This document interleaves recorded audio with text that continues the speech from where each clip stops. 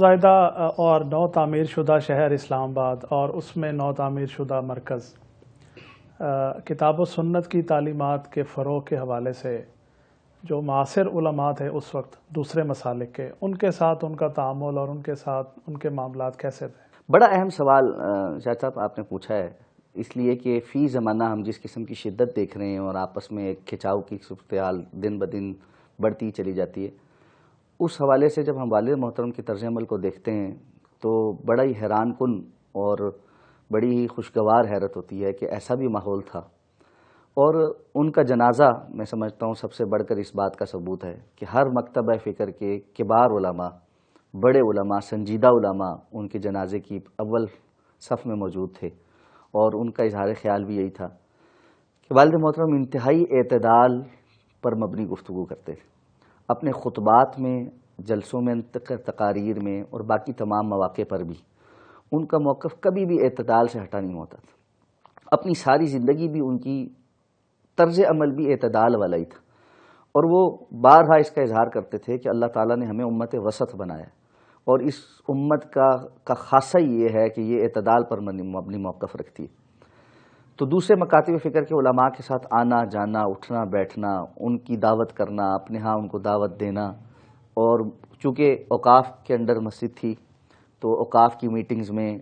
ضلعی انتظامیہ کے ساتھ مختلف موضوعات پر اور یعنی مراحل پر تعاون کرنا، ہر سلسلے میں ہر جگہ ہی ان کا ایک بڑا خاص جو ہے نا ایک تعلق رہتا تھا۔ لال مسجد چونکہ ہمارے بالکل پڑوس میں ہے تو مولانا عبداللہ شہید رحمہ اللہ ان کے ساتھ والد محترم کا ایک بڑا تعلق تھا۔ اس طرح اسلام آباد میں اس دور میں مفتی رویس خان صاحب ہوا کرتے تھے، جو اب آزاد کشمیر میں پھر ضلع یعنی بڑے ضلع قاضی بھی رہے اور مفتی بھی رہے، اور پھر اسی طرح محترم جناب قاری ایوب صاحب جو G7 میں ایک مرکز کے خطیب تھے، ان کے ساتھ بہت ایک گہرا تعلق تھا۔ بریلوی مکتبہ فکر میں مولانا ضمیر ساجد صاحب کے ساتھ ایک بڑا عرصہ ان کا گہرا اور اچھا تعلق رہا۔ اسی طرح اہل تشیع جو علماء ہیں اسلام آباد میں، جو خاص طور پہ بعد میں اس سے پہلے تو ابتدا میں جو یہاں پہ ان کے بڑے علماء تھے، ان کے ساتھ بھی بڑا ہی گہرا تعلق، اور ایک یعنی مختلف میٹنگز میں اور سیاسی معاملات میں، اور آپ جانتے ہیں کہ جب جو ہے مجلس عمل ملی یکجہتی کونسل وغیرہ کا قیام ہوا تو اس کے اجلاس جو ہے وہ یہاں مرکز میں بھی ہوتے رہے۔ جماعت اسلامی میں جناب قاضی حسین احمد صاحب کے ساتھ ان کا بڑا ایک احترام کا اور قریبی تعلق تھا۔ مولانا فضل الرحمان صاحب کے ساتھ سیاسی میدان میں بھی اور مذہبی جماعتوں کے حوالے سے بڑا ایک تعلق تھا۔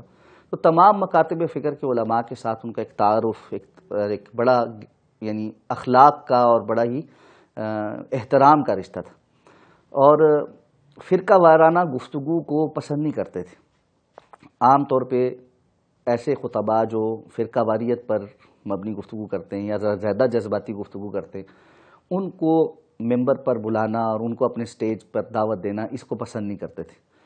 علمی، سنجیدہ اور اصلاحی گفتگو کرنے والے خطباء کو پسند کرتے تھے۔ جلسوں سے زیادہ یہ بات پسند کرتے تھے کہ خطبات جمعہ کا پورے اسلام آباد میں مختلف سنجیدہ علماء کا پروگرام رکھے جائیں۔ اپنے امارت کے تمام ادوار میں ان کی کوشش یہ ہوتی تھی، شاید آپ کو بھی یاد ہو کہ اسلام آباد میں ہر ماہ کا ایک اشتہار چھپتا تھا، بلکہ بسا اوقات 2 ماہ کا بھی چھپتا تھا، جس میں مختلف مساجد میں باہر سے جو بڑے علماء تھے اور خطباء تھے ان کے خطبات جمعۃ المبارک کا پروگرام ہوتا تھا، اور پھر جس جگہ پہ بھی وہ خطبے کا پروگرام ہوتا تھا باقی تمام علماء اپنی اپنی مساجد میں جمعہ پڑھا کر وہاں جمع ہوتے،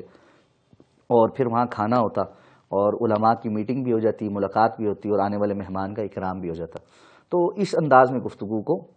زیادہ پسند کیا کرتے تھے۔ اسی طرح یہ جو مناظرانہ گفتگو ہے اس کو کوئی زیادہ پسند نہیں کرتے تھے، اور سمجھتے تھے کہ جی مناظرے کا فائدہ نہیں ہوتا، بجائے فائدہ ہونے کے دین سے جو متنفر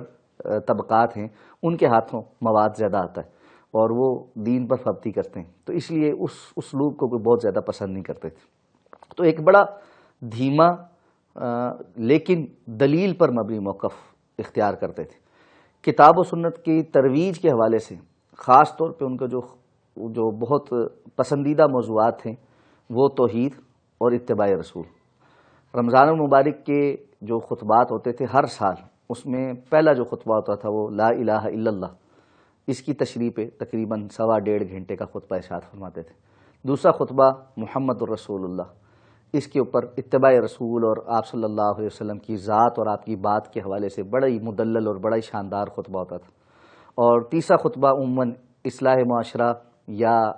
فکر آخرت کے حوالے سے ہوتا تھا۔ اور چوتھا اور آخری خطبہ جو جمعۃ الوداع ہوتا ہے وہ مسلک کے اہل حدیث کی حقانیت کے اوپر، وہ بڑا ہی مدلل اور بڑا ہی جامع قسم کا خطبہ جو ہے وہ ارشاد فرمایا کرتے تھے۔